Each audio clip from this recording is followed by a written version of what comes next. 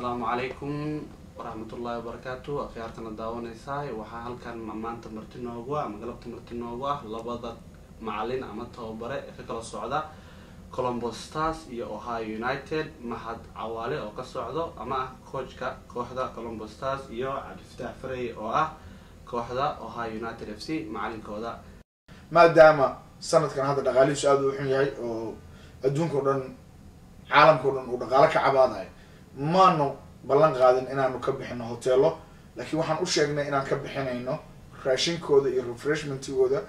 garoonkiina aan kareyno annagoo weliba refriyaashiina beegaraynayna saan hore usoo sheegay, securitygiina bixinayna. marka run ahaantii way jirtaa sida macnihii Soomaalidu waxay dhahdaa bini aadamku macnaha xooluhu waa xabdaaq, bini aadamku waa xandaaq. dad waa jiraan macnihii warar sugan aan ahayn, laakiin waxaan hadda hawada ama aan suuqa ka maqlayno in dad lacag ay kusoo qaateen barnaamijka sportiga, inkastoo aan weli dadkaas groupkan saaxiibadayna ayna soo gaarin lacagtaas, annagana ayna soo gaarin, balse kolley qofkaas this is America waxa waaye waa macnaha macno badan tahay. ninka lacagta kasoo qaaday siriga ama lacagta kasoo qaaday stateka, haddii dadkii sportiga u baahnaa ama shaqada gacanta u hayay uu u keeni waayo oo macnaha gacantooda uu soo gelin waayo, waxay noqonaysaa corruption oo asagu sameeyey musuqmaasuq oo asaga hadhow ku laabanaya, asagana macnihii dhibaato ku keenaysaa. waayo anagu ninka aanu macnihii aaminsannahay ama ha u shaqeeyo siri ama ha u shaqeeyo maxaa la dhahay community ha u shaqeeyo ama nidaam kale wax ku raadsado, ninkii magac sport intuu wax kusoo qaataa dhalinyaradii sportiga raggii sportiga magaalada jooga ka dulbooda asagoo ku cunaa, waxaa weeye berrita markii la isqabsado waxaa weeye dawladdu way ka ayna dheerta, berri markii la isqabsado isaga ayaa la weydiinayaa meeshuu geeyey. mahadna kolley warkaas suuqa markhaati buu ka yahay, wuu ila fadhiyaa. wax duulduul waa jira, laakiin annagu kolley waa lasoo caddayn doonaa wixii jira. Mahad Cawaale sidoo kale waxaan ku weydiinayaa yaa idin fangareeyo oo ni caawiyo. dabcan jaaliyad Soomaalina way leedahay magaaladan Columbus, wax caawina ma ka heshaan jaaliyada Soomaalida? niyo 9 sano waxaan sponsor gareynayay horta sidii walaalkay Cabditax sheegay, anaga community waxaan ka aragno as organization community on sporty sponsor gareyn maanan arkin. waa isku daynay, waa reach gareynay long time ago. we give up like 2003 gan anaga waxaa ka rajo dhignay. waxaa jirneen aad u wanaagsan oo teamkayga dhalinyaradeeda aad u support gareynaya, lawyer oo Russell uu arkay hawshan qabano inay muhiim tahay, wuxuuna sponsor gareynaya 9 years. waxa weeye wixii aan markaa uu noo awood ayuuna siin jiray. sida Cabditax sheegay, magaalada ganacsiyaal jiraan 2 iyo 3 ayaan jirto dhalinyaro ayagana nala ciyaaraan, maartay individual ugu tagno dhahan maxaan nagu caawin kartiin ayagana na caawinaan. laakiin the way aan aniga u sameeyay programka waxa waaye example this year waxaan soo aruurinay anaga budget ah $8,000 waa ugu talagalnay. we could go up to 20,000 waa gaari karnay, laakiin 8 waxaan u talagalnay. purpose-keena wuxuu ahaa in sanadkan recession ayaa lagu jiraa, in budgetka uu ku filnaado garoonka, refriga iyo security-ga. garoonkiina waa kareynay, security-gina waan diyaarinay, refrigiina waa kareynay, raashinkiina waan habeynay. budgetkeena waxaan rabaa inaan sameyno wax la transparency website-kan waxa la columbustarfc.com. waxaan rabnaa inaan soo gelino minute by minute wixii baxay iyo saan u qarash gareynay 8,000 ku baxday, si ummadana noola aragto, aan dadkiina caawinana u arkaan wixii aan sameynay clearance-koodii. reasonka aan u sameynay u yareyno waxay tahay waxaan rabaa inaan dhalinyarada naftooda baro inaysan dad waxooda ku ciyaarin, aysan maaragtay lacagtooda jeebkooda bartaan. ilmo yaryar waxa ku jiro college aadaan,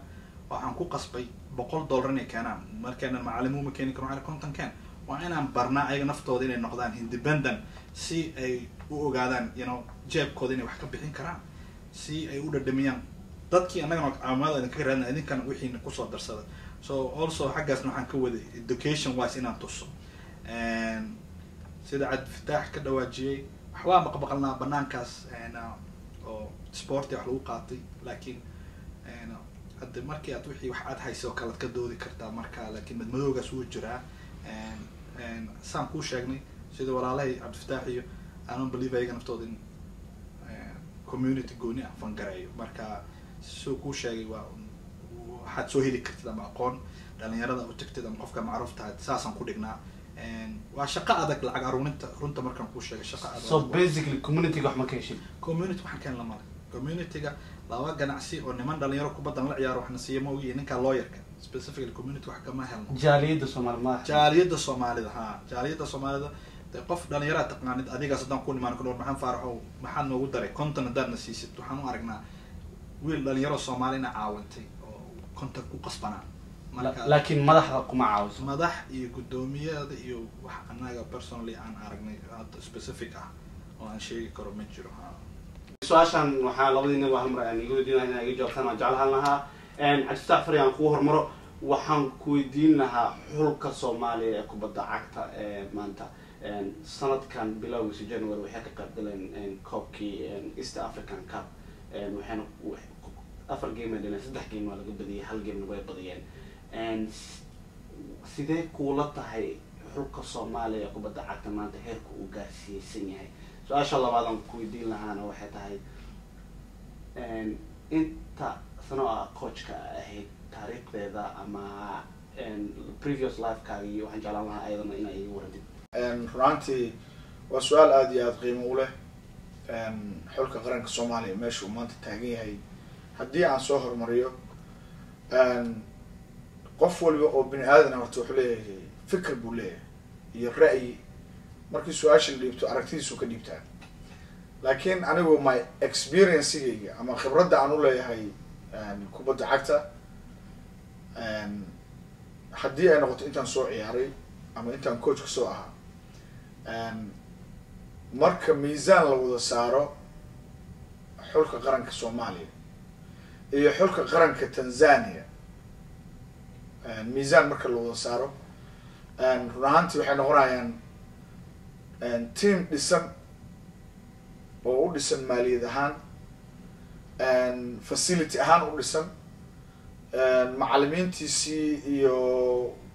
facilitate-ka waxyaabihii fududeynaya trainingka u dhisan iyo team ground zero leanna Soomaaliya qaran markaan ka hadal Soomaaliya maanta waa ogtahay xaaladeeda meesha ay marayso anigu waa aqoon baan u leeyahay gaar ah ninka macallinka u ah maxaa la dhahay macallin geela xulka Soomaaliya macallin geela Nairobi baa muddo badan wada joognay barnaamij weyn oo Nairobi aan ku sameynay muddadii sanadii 2002 inay ahayd baan filayaa assistant coach baan u ahaa waxaan ciyaaraynay oo aruurinay ciyaartooy magaalada Nairobi aan ka aruurinay waxaan ciyaaraynay ciyaaraha bariga bartamaha Afrika dawladaha qaxootiga ku arkay